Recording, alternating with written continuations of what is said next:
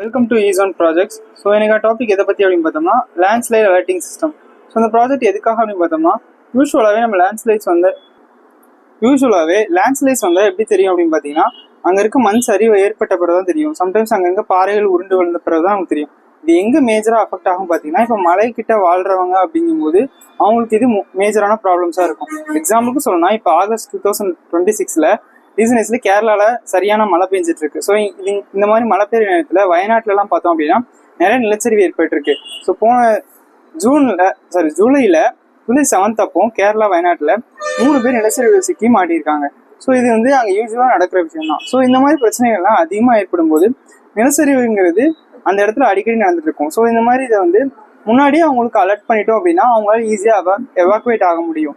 So இதை முன்னாடியே prevent பண்ணுறோம். ஸோ இதை முன்னாடியே நமக்கு நோட்டிஃபிகேஷன்ஸ் மூலமாக நமக்கு அலர்ட் வந்துருச்சு அப்படின்னா நம்ம ஈஸியாக ரிமூவ் பண்ணிக்கலாம். ஸோ அதுக்காக இந்த ப்ராஜெக்ட் பண்ணியிருக்கோம். தென் இது எப்படி ஒர்க் ஆகுது, இது என்ன காம்போனன்ட்ஸ் யூஸ் பண்ணியிருக்கோம் அப்படின்னு பார்க்கலாம். ஸோ ஃபர்ஸ்ட் ஆன் பண்ணிட்டோம். ஸோ இது எப்படி நோட்டிஃபிகேஷன்ஸாக வரும் பார்த்தீங்கன்னா, ஸோ இதுதான் இந்த ஆப். ஸோ இந்த ஆப் நேம் என்னன்னு பார்த்தீங்க அப்படின்னா சீரியல் ப்ளூடூத் டெர்மினல். ஸோ இந்த ஆப்பை நீங்கள் இன்ஸ்டால் பண்ணிக்கிட்டு ப்ளே ஸ்டோர் மூலமாக இன்ஸ்டால். ஸோ இந்த ஆப் நேம் பார்த்தீங்கன்னா சீரியல் ப்ளூடூத் டெர்மினல். ஸோ நம்ம ப்ளூடூத்தில் எப்படி நம்ம ஏர்பாட்ஸ்லாம் கனெக்ட் பண்ணுவோமோ அந்த மாதிரி கனெக்ட் பண்ணிவிட்டு இந்த ஆப்பில் வந்துட்டு டிவைசஸ் போகணும். ஸோ டிவைசஸ் போயிட்டீங்க அப்படின்னா ஸோ டிவைசஸில் இங்கே பார்த்தீங்கன்னா உங்களுக்கு தெரியும். ஸோ லேண்ட்ஸ்லைட் அலர்ட் இருக்கா. ஸோ இதை கிளிக் பண்ணிட்டோம் அப்படின்னா இங்கே உங்களுக்கு லேண்ட்ஸ்லைட் கனெக்ட் ஆகிடுச்சு. இப்போ லேண்ட்ஸ்லைட் வந்துட்டு மானிட்டரிங் ஆகிட்டு இருக்கு. ஸோ லேண்ட்ஸ்லைட் வந்து இப்போ ஒன்றும் பிரச்சனை இல்லை. ஸோ லேண்ட்ஸ்லைட் ஆகலை அப்படிங்கும் லேண்ட்ஸ்லைட் மானிட்டரிங்லேயே உங்களுக்கு காமிக்கும்.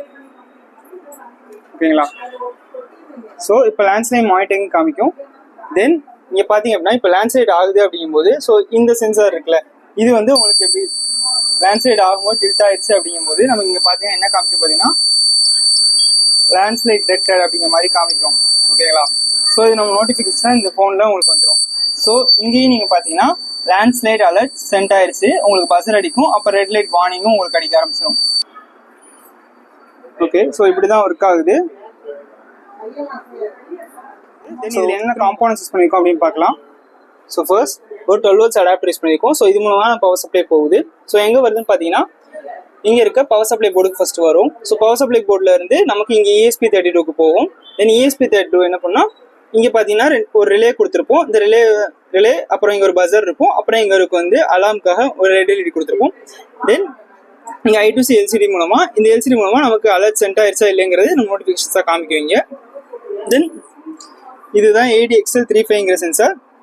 இதுதான் ஏதாவது லேண்ட்ஸில் வந்து சேஞ்சஸ் ஆயிடுச்சா, மீன்ஸ் லேண்ட்ஸ்லைட் ஆகுது அப்படிங்கிற டில்ட் ஆயிடுச்சு அப்படிங்கும்போது நமக்கு வந்து நோட்டிஃபிகேஷன்ஸாக இது மூலமாக சென்ஸ் பண்ணி நமக்கு கண்ட்ரோலுக்கு சென்ட் பண்ணிடும். ஓகேங்களா. ஃபர்ஸ்ட் இங்கே 12 volts அடாப்டர் மூலமாக தான் நமக்கு வீட்டுக்கு வர 240-220 volts 12 volt DC கரண்ட்டாக மாற்றி நமக்கு இங்கே பவர் சப்ளை கொடுக்குது.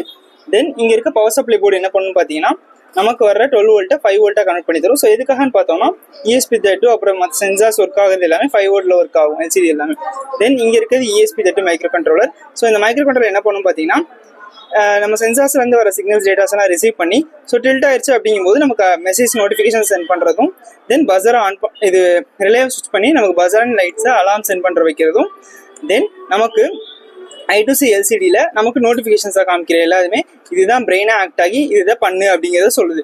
தென் இங்கே பார்த்தோம் அப்படின்னா இது வந்து ரிலேங்கிறது ஒன்றில் ஆட்டோமேட்டிக் சுவிட்ச்னு சொல்லுவோம்.